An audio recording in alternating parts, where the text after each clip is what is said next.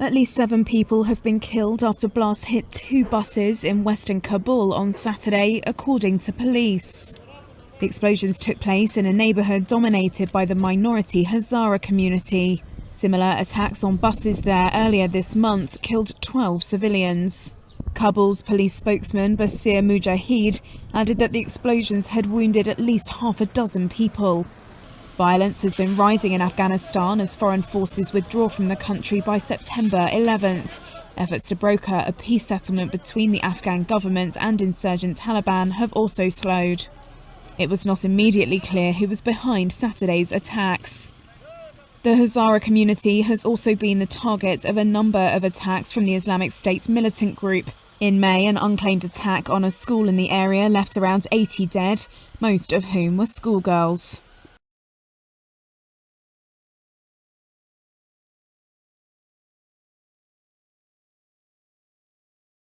United by a common enemy, centrist Yair Lapid and his right-wing ally, Naftali Bennett, have laid down the foundations for a new Israeli government. But it couldn't have happened without the support of other parties. Current Prime Minister Benjamin Netanyahu strongly opposes the new coalition and has urged the Knesset to vote against it. One of the main players in the new alliance is right-wing politician Naftali Bennett. He's encouraged Netanyahu to leave office gracefully to salvage his legacy. 8 parties make up the coalition. 7 are Jewish Israeli, while 1 represents Palestinian citizens of Israel. Together, they command 62 seats, enough to form a parliamentary majority.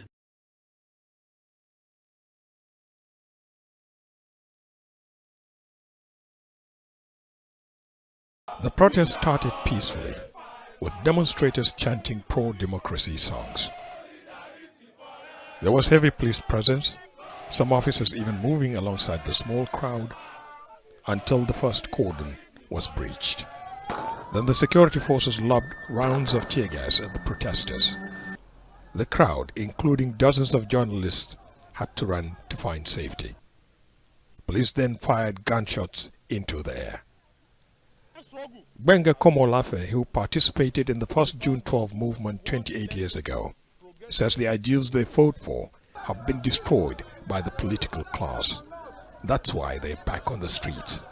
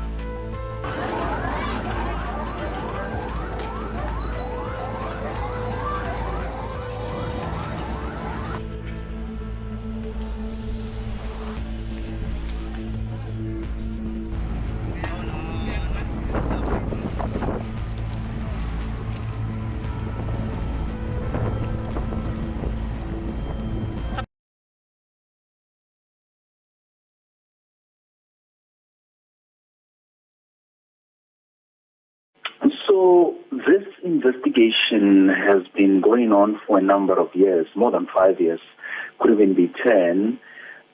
We've now finalized certain aspects of the investigation. So the Department of International Relations and Cooperation has declared several diplomats persona non grata.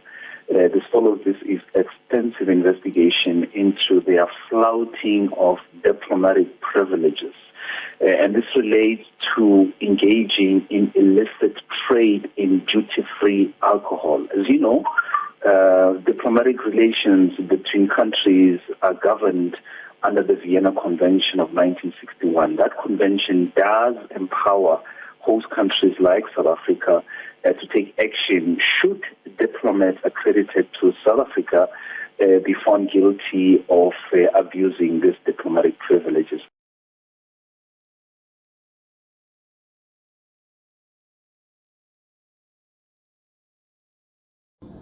We now get to this report from Mexico, where a sinkhole, which appeared in late May on a farm in central Mexico, has already grown larger than a football field. The sinkhole is located in central Puebla state, east of Mexico City. It is now over 125 meters across and has started swallowing a house.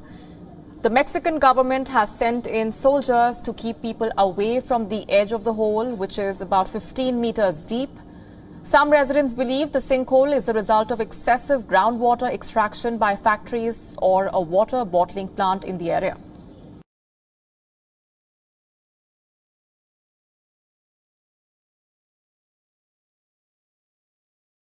Tonight, a terrifying scene at the cockpit door of a Delta flight from Los Angeles to Atlanta. Authorities say an unruly passenger, 34-year-old Stefan Jamar Duncan, an off-duty Delta employee, was experiencing a mental health episode and threatening to take down the plane while assaulting two flight attendants. I was just like, he's going to take us out. The pilot making an urgent announcement asking for strong males to help the crew subdue the passenger. Darren Janae in that gray shirt leaping into action. We kind of got him down, and we're holding him down, and he was screaming and crying. The plane forced to make an emergency landing in Oklahoma City before eventually continuing to Atlanta. The FAA says it's seen a record number of unruly passenger incidents.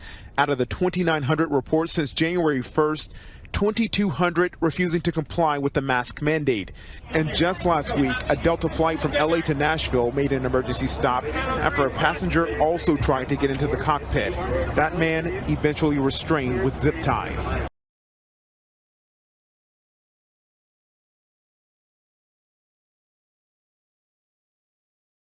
A $350 million plan will see a host of plastic items banned across New South Wales, with single-use plastic bags the first to go within 6 months. It's part of a range of measures to reduce the impact of waste on our environment. New South Wales often likes to tout itself as the leader of the pack. Not this time. New South Wales contributes a third of Australia's total waste. So, to get back in front, single-use plastic bags already banned in supermarkets will be eliminated across the state within 6 months. Plastic straws, stirrers and cutlery will have to be phased out within 12 months of legislation passing, along with polystyrene cups and servingware, cotton buds with plastic sticks and microbeads in such things as face wash and cosmetics.